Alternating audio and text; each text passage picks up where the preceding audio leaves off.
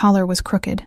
Elsie noticed it before she even raised her eyes to his face. She was kneeling on the cold stone floor, gathering the broken pieces of the copper pitcher she had dropped while retreating too quickly in the narrow corridor, when the procession entered through the north portal of the grand hall. Heavy boots, travel cloaks still carrying the dust of long roads pressed into dark fabric, the scent of pine, cured leather, and something deeper, earth after rain, burning wood, the unmistakable scent of high-blooded wolves moving in formation. She was not supposed to be there. The north wing was reserved for the arrival of delegations. No maid was permitted to cross that corridor during the hour of solemn entry. The rule existed for exactly this reason, so that the Alpha King and his court did not have to navigate around women on their knees picking up broken crockery. But the pitcher had rolled exactly in that direction, and Elsie had run after it without thinking, because that copper pitcher belonged to Lady Holt. And Lady Holt had made it very clear that same morning, in the flat, practiced tone she used for announcements that were not open to discussion, that any object damaged under Elsie's watch would be taken from her wages. The whole month. Not a portion. The whole month. So there she was, kneeling on the floor, shards pressing into her palms, and boots stopping less than a foot from her right knee. She did not raise her face immediately. Maids learn that before they learn anything else. Do not look up unless necessary. Pretend the floor is the entire world. Make yourself small, invisible, a piece of furniture that happens to breathe. The trick was not just to lower your eyes, but to lower your entire presence, to compress yourself inward, until the person above you simply stopped registering you as something worth looking at. Elsie had spent years perfecting this. But then someone stopped. Not the entire procession, just one man. She knew because the rhythm of the footsteps around her continued moving forward. The sound of boots on stone flowing past like water around a rock. And a single pair of boots went absolutely still. Get up. Something inside her said it with the same urgency of someone warning about an approaching flame. Get up now, before he decides you are a problem. She stood. Too quickly. The broken pitcher rattled in her hands. One shard escaped and struck the floor with a sharp metallic sound that echoed through the entire length of the corridor, and it was exactly in that moment, off balance, startled, completely without the careful composure she had spent years constructing, that she raised her eyes without meaning to. Because the survival reflex is faster than etiquette, and she saw the crooked collar. The man before her was tall. Very tall. In the way that certain alphas are tall. Not just in height, but in the way they occupy space, as though the air around them has been rearranged to accommodate their presence. He wore a charcoal travel cloak over a dark tunic with fine embroidery along the neck, and that neck was slightly misaligned to the right side, the inner collar folded outward in an uneven way. It was the kind of detail that passes completely unnoticed by anyone who has never spent their days dressing. Lords, adjusting lapels, smoothing fabric over shoulders that do not stay still, the kind of detail that becomes invisible, unless your hands have been trained to find it the way a musician's ear finds a note slightly off pitch. Elsie's hands had been trained to find exactly that. Her fingers moved before her mind could order otherwise. It was a single motion, automatic. Her right hand rose, her fingers closed gently on the edge of the collar, folded the lapel back into its correct position, aligned the left edge over the right. With the precise pressure of someone who has performed this gesture so many times, it has become part of breathing. She felt the fabric settle. Correct. Smooth. Then her hand was still in the air. And the silence arrived. It lasted 3 full breaths. She counted them without meaning to, because counting was something to do when the mind refuses to process what the body has just committed. Then Elsie understood what she had done. Her blood went cold from the crown of her head downward, like ice water finding every path through her body at once. She had just touched the Alpha King, not a visiting lord passing through the lower hall, not a high-ranking beta who might accept the contact with mild irritation and a sharp word before moving on. The emblem on the chest of the travel cloak, a wolf's head encircled by a crown of iron thorns, worked in dark thread so fine it almost disappeared into the fabric at a distance, told her everything she had failed to register before.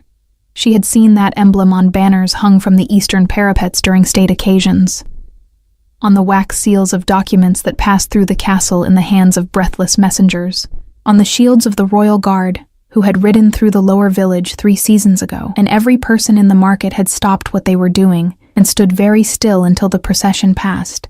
King Calum of the Iron Range, ruler of the 5 northern packs, commander of the largest wolf coalition in living memory, the man who had consolidated 3 warring bloodlines without a single open battle, through a combination of strategy, dominance, and a reputation for absolute patience that somehow frightened people more than fury ever could.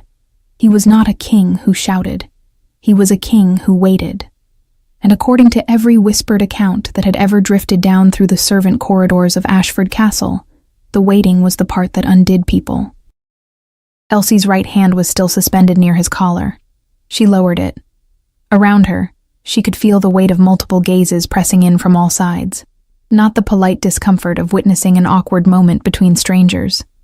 The sharp, calibrated attention of trained wolves reading a situation for threat or intent, scanning the air for aggression, cataloging every detail of the woman kneeling on the floor with broken copper in her left hand and her right hand raised toward their king's throat. Someone behind Calum made a sound low in his chest, not a growl exactly, a vibration. The kind that lands somewhere below conscious hearing and triggers something older than thought. Elsie did not look at whoever had made it.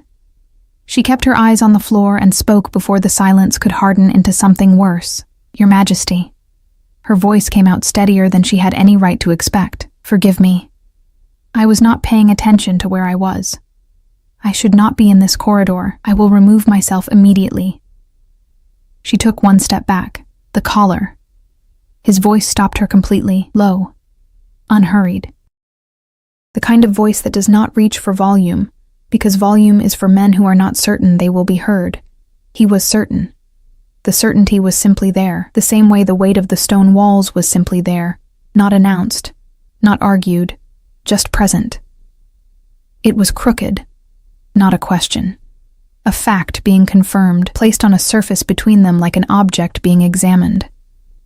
Elsie kept her eyes down. "Yes, Your Majesty." A pause. "How long have you served in this household?" The question arrived without warning, and she felt the wrongness of it. Not the content, but the direction. Kings arriving for state visits do not stop to ask maids about their years of service. They do not stop at all. The fact that he had, the fact that he was still standing there while his entire delegation waited at his back, meant something she could not yet interpret. 4 years, Your Majesty. I came to Ashford Castle when I was 19. She kept her voice flat and even, the way she had learned to keep it when someone of consequence directed attention at her without warning. Flat voices do not invite follow-up questions. I work under Lady Holt. I manage the guest chambers in the East Wing and assist with formal dressing on ceremonial occasions. Another silence. Longer.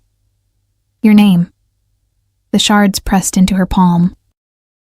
She concentrated on that small, specific pain because it was something solid, something outside the strange suspension of the moment.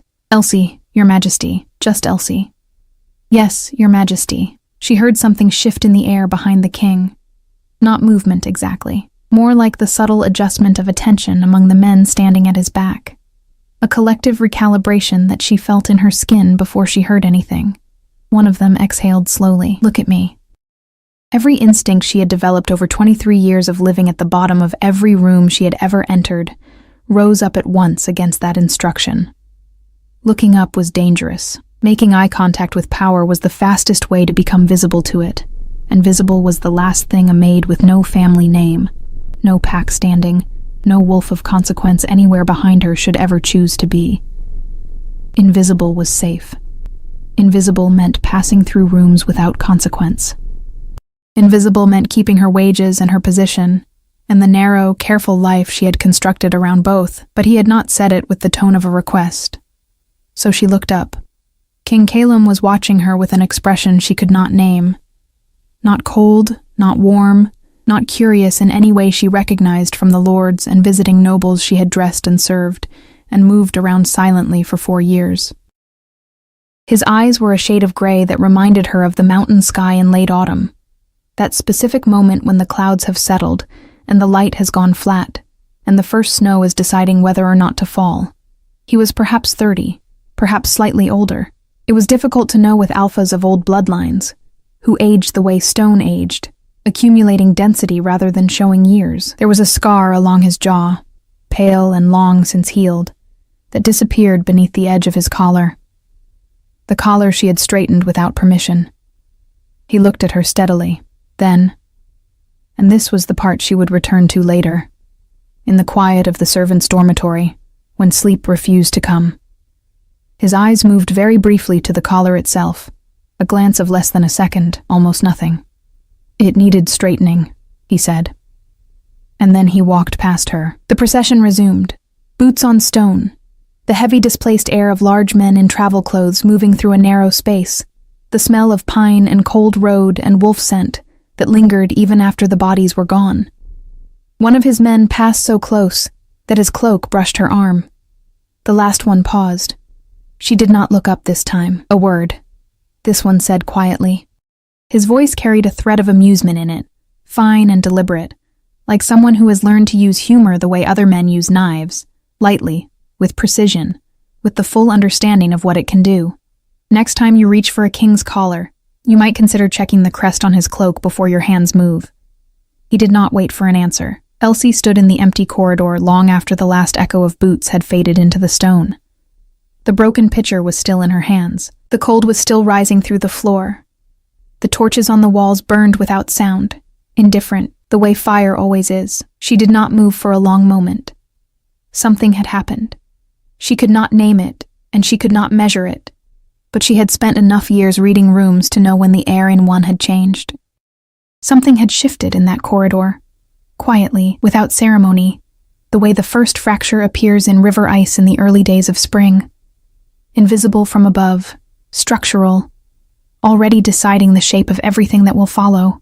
She did not yet know what it meant. She only knew that the Alpha King had looked at her, and she had not looked away. The East Wing guest chambers required 3 hours of preparation before a delegation of that size could be considered ready. Elsie knew this because she was the one who prepared them. She had been back in the corridor behind the kitchens for less than 10 minutes, long enough to deposit the broken pieces of the copper pitcher in the waste bin and say nothing to anyone about where she had been. When Lady Holt appeared at the end of the passage like something summoned by the specific frequency of things going wrong. She was a tall woman, angular in the way that certain people become angular when authority has lived in their body long enough. All sharp lines and compressed impatience, her gray hair pulled back so tightly it seemed to be holding her expression in place. "The North Chambers," Lady Holt said, without preamble, without greeting, in the way she said most things. "The king's personal staff requires 4 rooms on the upper level. The king himself takes the Ironwood chamber. You will prepare it." Elsie looked at her. "The Ironwood chamber is the largest guest room in the castle," she said carefully. Lord Ashford's steward is managing the Great Hall for tonight's reception." Lady Holt's eyes moved over Elsie with the particular efficiency of someone assessing a tool rather than a person. "You know that chamber better than anyone. You cleaned it for the last 3 state visits. You will do it now. And you will do it without incident." A pause, sharp as a pin. "I am told there was an incident in the north corridor this afternoon." The air in the passage went very still. "I dropped a pitcher," Elsie said. "I retrieved the pieces. No damage to the floor." Lady Holt looked at her for a moment longer than necessary. "See, that dropping things is the worst of it," she said finally, and turned away. The Ironwood chamber was on the uppermost level of the East Wing, at the end of a corridor lined with narrow windows that looked out over the forest. In the gray light of late afternoon, the trees beyond the glass were the color of iron, and the sky above them was the color of old pewter, and the whole landscape had the quality of something holding its breath. Elsie had always found the chamber itself difficult to read. It was the finest room in Ashford Castle. That much was obvious from the carved bed frame, the tapestries on the walls depicting old hunting scenes in deep red and green, the fireplace large enough to stand in, the writing desk of actual ironwood that had given the room its name, and that was worth more than everything Elsie owned combined. But there was something about the proportions of it, the way the ceiling was slightly too high, and the windows slightly too narrow that made it feel less like a room meant for comfort and more like a room meant for something else. Assessment, maybe. The architecture of a place where important men came to think. She built the fire first because the stone held cold like a living thing, and the delegation had ridden from the Iron Range, which meant they had been in mountain weather for at least 4 days. Then she changed the bed linens, smoothed the coverlet, checked the candles in their iron holders along the walls. She filled the water basin from the heated pail she had carried up from the kitchens, set out fresh cloth, arranged the small table near the fire with a carafe of dark wine from the castle cellars and 2 clean cups. She was adjusting the position of the wine carafe, slightly left, so it would catch the firelight and look less stark against the bare wood, when she became aware that she was not alone. She did not hear anyone enter. That was the first thing she registered. The door had not opened, the floorboards had not shifted. But the quality of the air in the room had changed, and she had been around wolves long enough to know what that change meant, before any of her other senses confirmed it. She turned around. There were 2 of them. They had come in through the side door, the narrow servants' entrance in the far wall that she had left unlatched for her own access, and that she had, in the distraction of the afternoon, failed to relock behind her. They were not the king. She knew that immediately. They were young, both of them, perhaps mid-20s, in the leather and dark wool of the king's personal guard, with the iron thorn emblem worked into the clasps at their shoulders. One was leaning against the wall near the servant's door with his arms folded, watching her with the expression of someone who has been waiting longer than he would have preferred. The other was standing closer, near the writing desk, running one finger along the edge of the ironwood surface, with apparent interest in the grain. The maid from the corridor, the one near the desk, said. He was the one with the amused voice. She recognized it immediately. The same fine thread of deliberate humor she had heard when he paused beside her in the procession. Up close, he was sharp-featured and dark-haired, with the kind of face that would have been conventionally handsome if the expression on it were ever entirely serious, which it clearly was not. I told Riven you would be the one they sent up here. He didn't believe me. The one against the wall, Riven, apparently, said nothing. He was broader than the first, quieter in every sense, with pale eyes that moved over the room and over Elsie in the same systematic way, cataloging without commenting. I am preparing the chamber, Elsie said.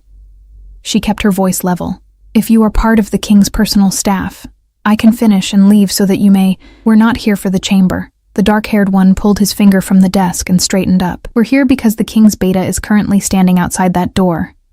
He gestured toward the main chamber entrance. And he has decided, in his considerable wisdom, that you should not be in this room when the king arrives. Elsie looked at the main door, then back at him. The beta, she said. Armed, Riven said from the wall.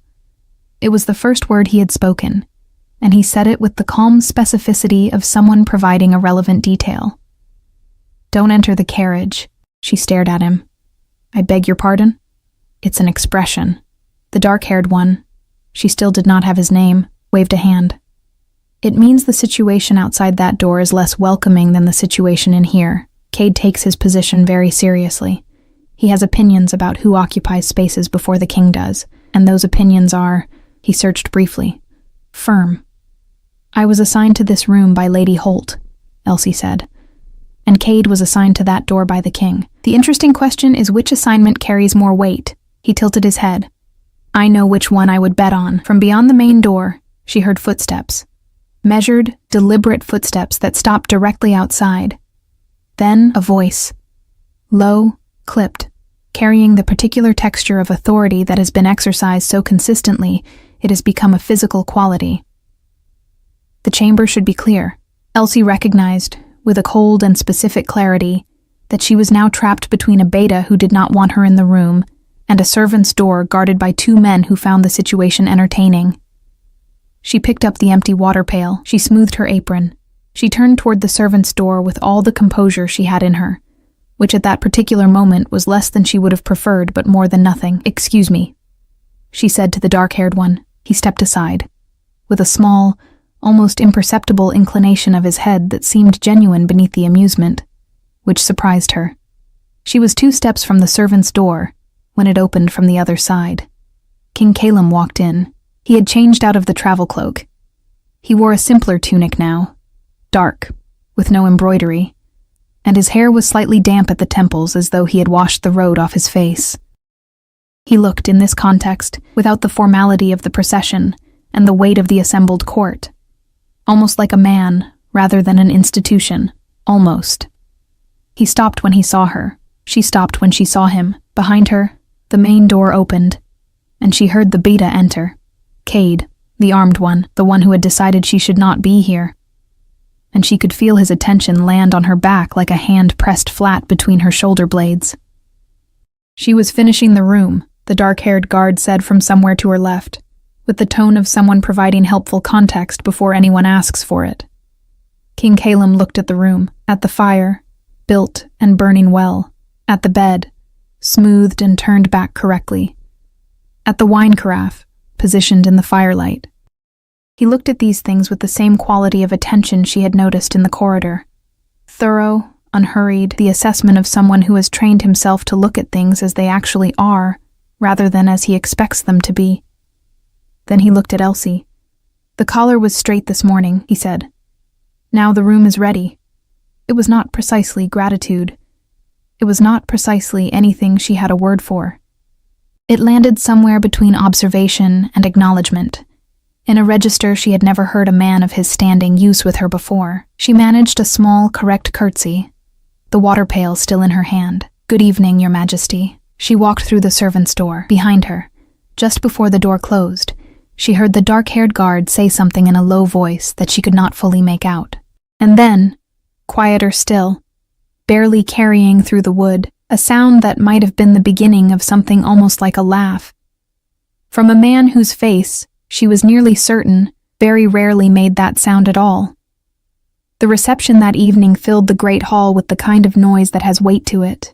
Elsie heard it from the servants' corridor that ran along the eastern wall, a narrow passage behind the tapestries where maids moved during formal events like shadows behind a lit curtain, carrying trays and refilling carafes, and making themselves useful without making themselves visible. The sound came through the stone in waves, voices layered over voices, the deep resonance of wolf lords in formal gathering, the occasional sharp ring of a cup against the long tables, music from the gallery above playing something old and ceremonial that nobody was actually listening to. She had been assigned to the corridor service for the evening. Lady Holt's decision, delivered without explanation, which meant either punishment for the broken pitcher or something else entirely. With Lady Holt, it was frequently both. The passage was cold, the tapestries were thick, but the stone behind them held the night air from the outer walls, and Elsie had been moving back and forth along that corridor for 2 hours with a tray of refilled wine cups, her breath faintly visible in the chill, her feet learning the uneven places in the floor by memory. She was not supposed to look through the gaps in the tapestries. She looked through the gaps in the tapestries.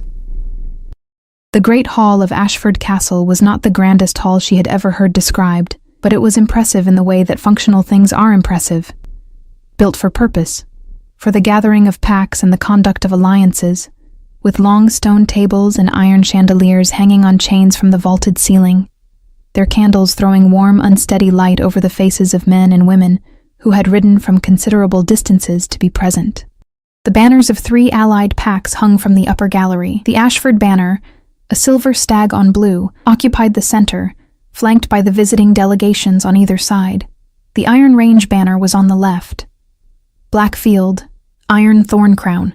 The wolf's head she had seen on Calum's cloak rendered in silver thread large enough to be read from the far end of the hall. It hung without movement in the still indoor air, and somehow it managed to look more permanent than the others, the way certain things look as though they were always there, and everything else was arranged around them. Calum sat at the high table. Elsie found him before she found anything else, which she noted and filed away in the category of things she would not examine too closely. He was between Lord Ashford, the castle's aging lord, broad and red-faced and currently talking with the energetic determination of a man compensating for nervousness, and an empty chair that had been placed with deliberate spacing, the kind of spacing that announces someone's absence more loudly than their presence would. He was listening to Lord Ashford with the quality of attention she had already come to associate with him in the extremely limited sample of their acquaintance. Complete, unhurried, giving nothing away. The dark-haired guard was at the far end of the high table, and he was apparently telling a story to two of the Ashford lord's younger sons, who were both leaning forward with the expressions of people who had been warned to be on their best behavior and were currently losing the battle against genuine interest. She watched him gesture broadly with a wine cup that was definitely not his first of the evening, and felt, despite herself, a flicker of amusement. Riven stood behind the king's chair. He did not sit. He did not eat. He stood with his hands at his sides and his pale eyes moving over the room in slow, continuous passes, the way a lighthouse beam moves over water. Not looking for anything specific, looking for everything at once. She watched him complete 3 full sweeps of the hall before she made herself stop watching and go back to her tray. It was on her 4th pass through the corridor that she heard her name, not loudly. Not in the way her name was usually spoken in this castle, which was with the flat efficiency of a task being assigned. It came through a gap in the tapestry from somewhere near the side entrance of the hall. 2 voices speaking at a register they clearly believed was private, which it would have been for anyone standing more than 4 feet away. Elsie was standing approximately 3 feet away, and she had stopped moving because the tray had developed an imbalance she was correcting. The girl from the corridor, a woman's voice. High, dry, with the particular precision of someone accustomed to being overheard by inferiors, and not caring. I heard about it from Cade. She put her hands on him. She adjusted his collar. A different voice. Male, older, the measured cadence of a castle official. Hardly the same thing, in full view of the delegation, without permission, without rank or standing of any kind. A pause, and in the pause, Elsie heard the controlled edge of something that was trying to present itself as concern. Lady Holt should handle it before it becomes a story. The king did not appear to find it offensive. The king's reaction is precisely what concerns me. Another pause. She has no pack, no family of note, no standing in any of the 5 territories. Whatever interest she attracted this afternoon, it should be discouraged before it settles into something inconvenient. Elsie stood very still. She was not, in general, a woman who allowed herself anger. Anger was expensive. It cost more than it returned, especially for someone in her position, and she had learned early that the emotions you could least afford were the ones most easily provoked. But there was something about hearing herself described in the language of inconvenience, not as a person, not as someone who had committed an actual wrong, but as a variable in someone else's calculation, that moved through her, like heat through iron. She adjusted the tray. She straightened her back. She walked. She had covered perhaps 10 feet of corridor when the tapestry to her left shifted, not from a gap.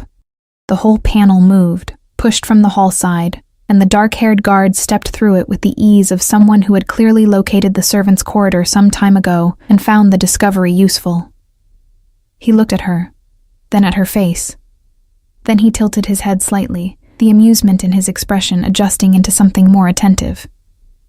"You heard something unpleasant," he said. It was not a question. "I am working," Elsie said. "You are working, and you heard something unpleasant." He fell into step beside her, which she had not invited, and which he clearly had not required an invitation for. "The acoustics in this hall are genuinely treacherous. I speak from experience. I once heard a very detailed description of my own table manners from 40 feet away. A beat. The description was accurate, which made it worse. Despite everything, something in her chest loosened slightly.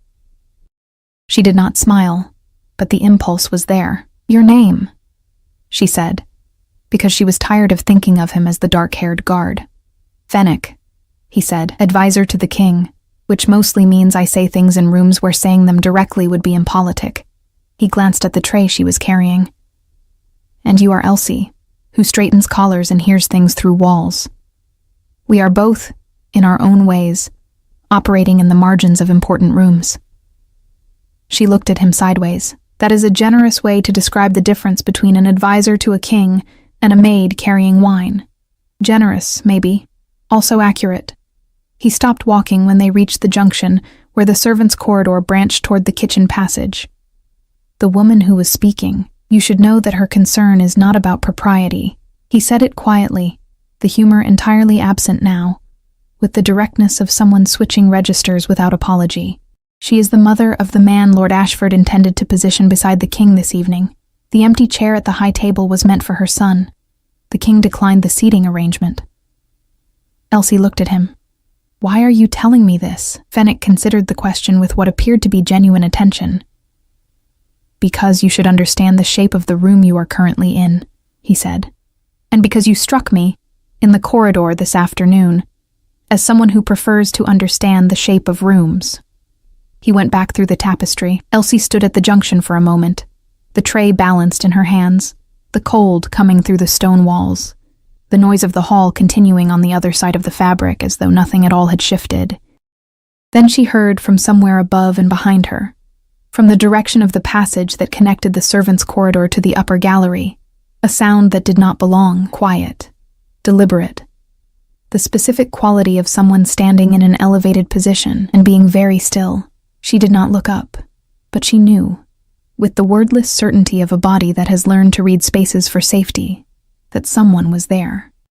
And she knew, without evidence she could name, without logic she could construct, that whoever was standing in that gallery above the servants' corridor had been there for longer than the moment she had noticed.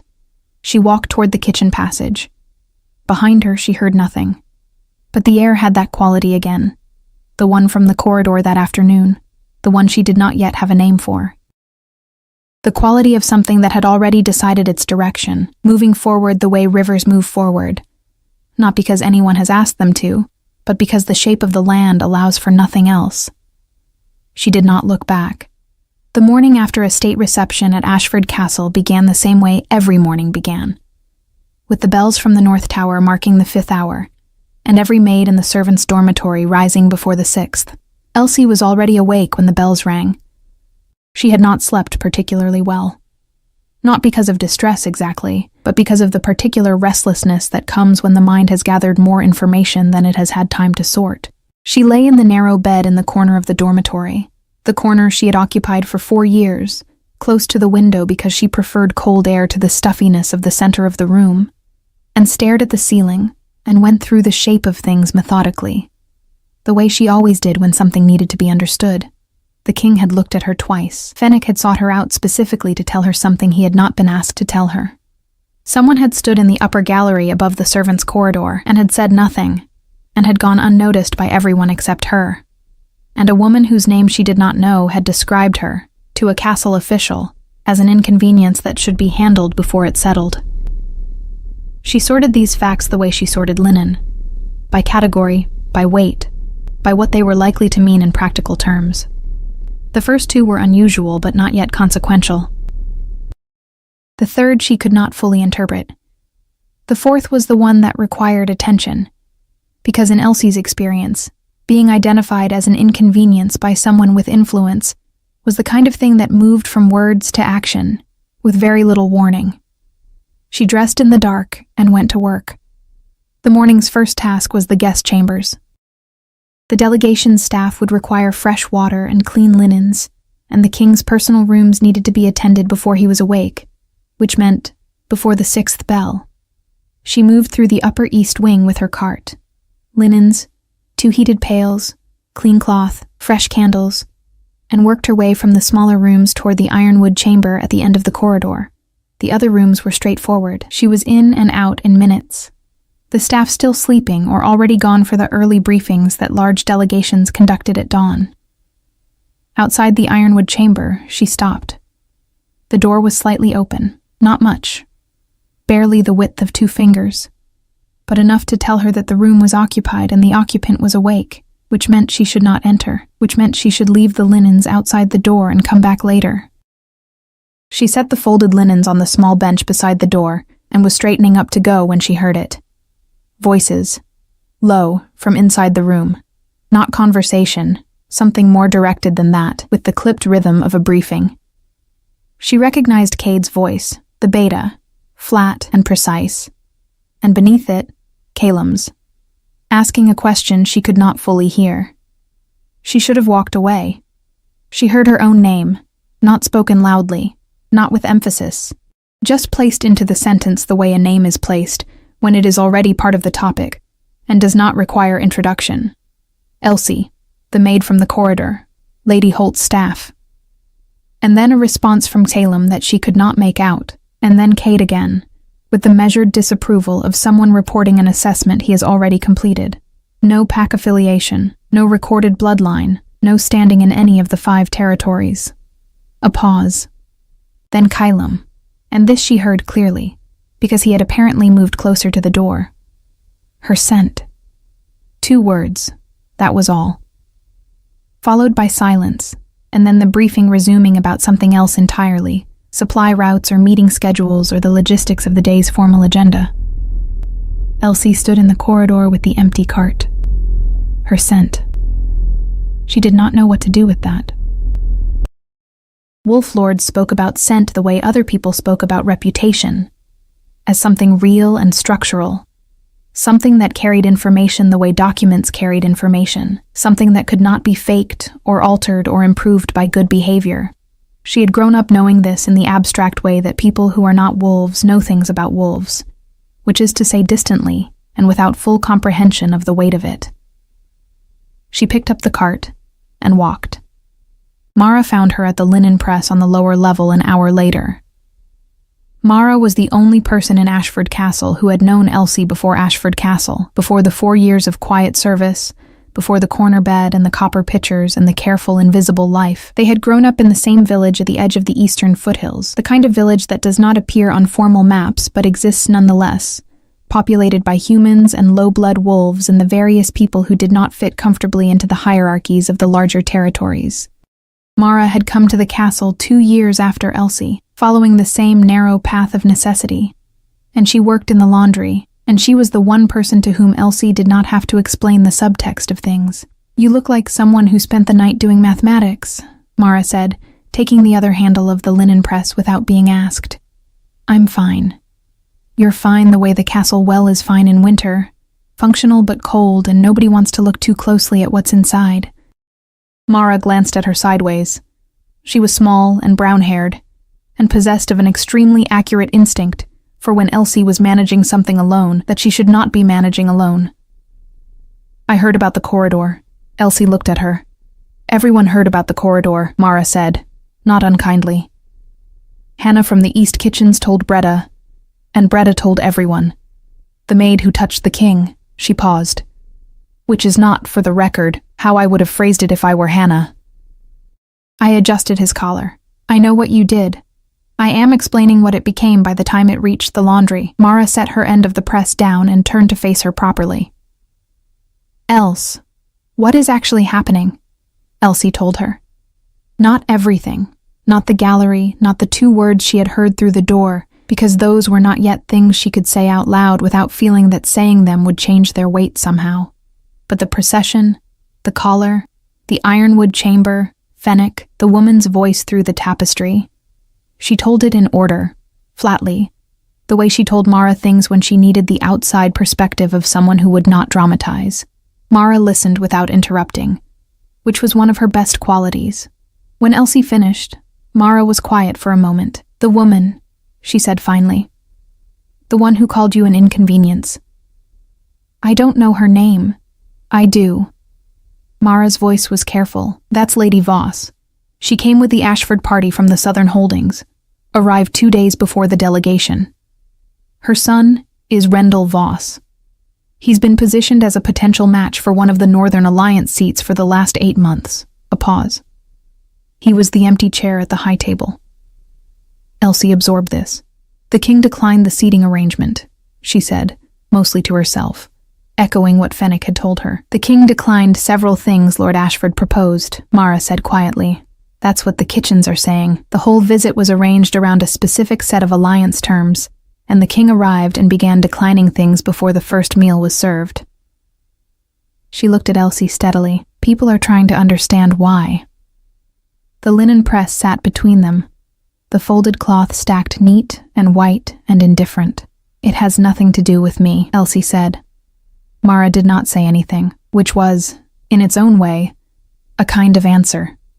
She encountered Rendell Voss for the first time that afternoon, in the East Corridor, and she understood immediately why the empty chair at the high table had carried the specific quality of announced absence. He was the kind of man who expected to be noticed.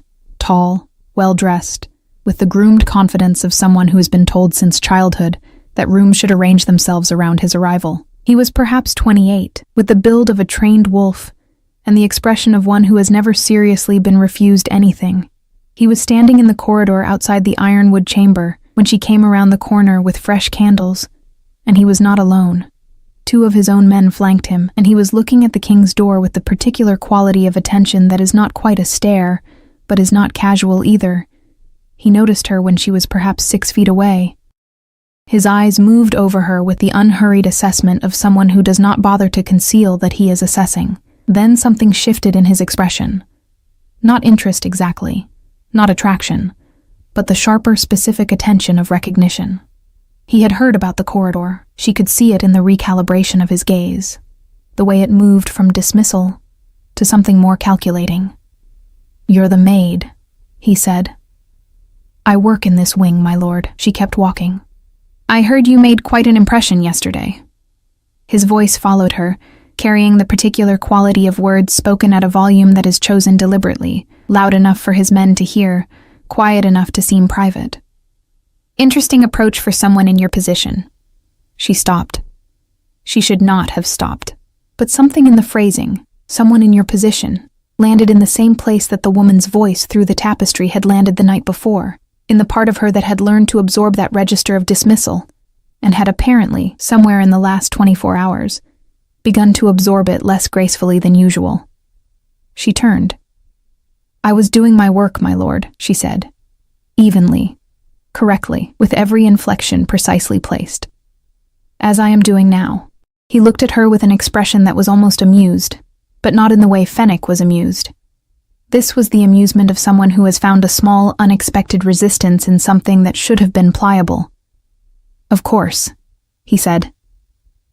She turned back and walked. Behind her, she heard one of his men say something low, and Rendell Voss laugh in response, and she kept her pace exactly steady, because changing it would tell him something she was not prepared to give him. She was 3 steps from the turn in the corridor when a door opened, not the ironwood chamber's main door. The servant's entrance in the side wall. Riven stepped out. He stood in the corridor with the stillness she had already come to associate with him, his pale eyes moving from Elsie to Rendell Voss, and his 2 men with the slow, systematic attention of someone completing an assessment that had already produced a conclusion. He said nothing, but he did not move back through the door either. He simply stood there, and the quality of his standing, the weight of it, the absolute absence of uncertainty in it, changed the texture of the corridor entirely. Rendell Voss's expression shifted. Barely, but she saw it. After a moment, Voss turned and walked the other direction, his men following, and the sound of their boots on stone faded around the far corner. Riven looked at Elsie. She looked at him. "Thank you," she said quietly. He gave a single, minimal nod. Then he went back through the servant's door. Elsie stood in the corridor with the candles in her hands and the specific, unfamiliar feeling of having been shielded by someone who had not been asked to do it, who had appeared without announcement and departed without ceremony, as though it were simply part of the natural order of things. She was still thinking about that when she turned the corner, and found King Calum standing at the end of the passage, still as the stone around him, watching the direction in which Rendell Voss had gone, with an expression that was not quite cold and not quite anger, but contained something of both, compressed into the quality of a decision already reached. He did not look at her immediately. When he did, it lasted only a moment, but it was enough. The formal assembly was called for the following morning. Elsie knew about it the way she knew about most things in Ashford Castle. Through the walls, through the movement of people, through the specific urgency that spreads through a servant staff when something significant is about to happen in the rooms above them. Lady Holt moved through the kitchens at dawn with her list already revised, redirecting half the morning staff to the great hall and the other half to the guest corridors, her instructions precise and her explanations absent, as always. Elsie was assigned to the great hall. She carried that assignment to the linen press, to the candle stores, to the preparation table, and said nothing about it to anyone. But Mara found her in the corridor before the 7th bell, and held her by the arm for just a moment, long enough to say, "They are signing something today, or not signing it, and whatever happens will change the shape of the next 10 years in the Northern Territories." Then she let go and went back to the laundry, because Mara understood that there were situations where the most useful thing a friend can do is deliver information, and then step away. The great hall had been rearranged since the reception. The long tables had been cleared to the sides, and a single table now stood at the center, formal and unadorned, with chairs for 6 and documents already placed in the middle, their wax seals intact. The iron thorn banner hung directly behind the chair, meant for the king. The Ashford stag hung opposite. Elsie moved along the walls with fresh candles, replacing the burned-down stubs from the night before, making herself part of the architecture. The lords and their advisors were filing in, taking positions standing rather than seated, the way men do when they are not yet ready to commit to the posture of agreement. Rendell Voss entered with his mother. Lady Voss was exactly as Elsie had imagined from the voice through the tapestry, angular, composed, wearing her authority in the set of her shoulders. She moved to the far side of the room with the practiced ease of someone who has attended many assemblies and understands their geography. Her eyes found Elsie once, briefly, with the flat assessment of someone confirming that a variable is still in the room. Elsie replaced a candle and moved on. Calum entered last. He came without ceremony, no announcement, no formal procession, simply walked through the main doors with Fenwick and Riven and Cade behind him, and took his position at the table with the same quality she had observed in every other context, the quality of a man who does not require the room to acknowledge his arrival because the room already has. He sat. Everyone else sat. Lord Ashford began speaking. The formal language of alliance negotiations, the careful architecture of terms and territories and mutual recognition. Elsie moved along the far wall. She was nearly at the corner when Lord Ashford said Rendell Voss's name in the context of a proposed seat in the Northern Council, and she felt the room shift the way rooms shift when the thing that has been building finally surfaces. Calum let Lord Ashford finish. Then he said, without raising his voice, "No." The word landed in the hall like a stone in still water. Lord Ashford's color changed. Lady Voss went very still. Rendell Voss, seated 2 chairs from his mother, looked at the king with the expression of a man who has been refused something publicly for the first time in his life, and does not yet have a response for it. "The Northern Council seat requires a wolf of demonstrated judgment," Calum said. The flatness of it was worse than anger would have been. "Lord Voss has not demonstrated it. Your Majesty," Lady Voss's voice was controlled and precise, "my son's qualifications have been reviewed by... I am aware of what has been reviewed." He did not look at her. He looked at the documents on the table. "I am telling you what I have observed." The silence was complete. Elsie had stopped moving. She was standing at the corner of the hall with 2 candles in her hand, and she was watching this the way you watch something you do not fully understand but recognize as important, the way you watch weather change over the mountains. Then Calum looked up. Not at Lord Ashford, not at Lady Voss. Across the room, to the corner where Elsie stood, and the look lasted no longer than any of the other times, but it was specific, and it was deliberate, and it was witnessed by every wolf in that hall, whose attention followed the direction of a king's eyes automatically, the way flowers follow light. Every head turned. Elsie felt the weight of it like a physical thing. Rendell Voss's jaw tightened. Calum looked back at the documents. "The alliance terms stand without the council appointment," he said. "Lord Ashford, I suggest we proceed." It was Fenwick who found her afterward, in the east corridor, which she had begun to accept as simply the way things worked. "He asked about you 3 times this morning," Fenwick said without preamble, "before the assembly, during the briefing, and once more before he walked into the hall." He paused. "I thought you should know." Elsie looked at him. Why does it matter what he asked? Fenwick was quiet for a moment, and in that moment all the humor left his face entirely, and what remained was something older and more serious, because he has not asked about anyone in 4 years, he said. Not since his mate died. The corridor was cold and quiet. "And because," Fenwick continued, "we leave tomorrow. and he has asked me to determine whether Lady Holt would release a member of her staff to a position in the Iron Range household. He looked at her steadily. Specifically, 1 member. Elsie stood with the candles in her hands and felt the shape of the moment settle around her, not like a trap, not like a command, but like a door that had appeared in a wall she had long since stopped expecting to open. The choice was hers. That was the thing she understood, standing there with the cold coming through the stone, and Fennec watching her with the patience of someone who has delivered the message and will not rush the answer. "Tell him," she said finally, "that I would need to speak with him myself, not through an advisor." Fennec considered this. Then he smiled. Not the practiced curl of amusement she had come to recognize, but something smaller and more genuine. "That," he said, "is exactly the kind of answer he was hoping for." She met Calum in the ironwood chamber that evening, at his request, with the door open and Riven visible in the corridor outside, a formality that she understood was for her comfort, rather than propriety, and appreciated accordingly. He was standing at the narrow window when she entered, looking out at the forest, the trees dark against the last gray light. He turned when she came in and did not speak immediately, and she let the silence sit because she had learned by now that his silences were not empty. "You are not afraid of me," he said finally. "I adjusted your collar," she said. "I think we established early on that my self-preservation instincts require some work." Something moved across his face. The same almost laugh she had heard through the ironwood chamber door on that first evening, closer to the surface now. "I am not offering you a position," he said. "I am asking if you are willing to come to the Iron Range. The distinction matters to me." She looked at him for a long moment, at the scar along his jaw, at the gray eyes that looked at things as they actually were, at the man who had said no in a room full of wolves and meant it completely, and who was now standing at a window asking rather than telling, because apparently that was simply who he was.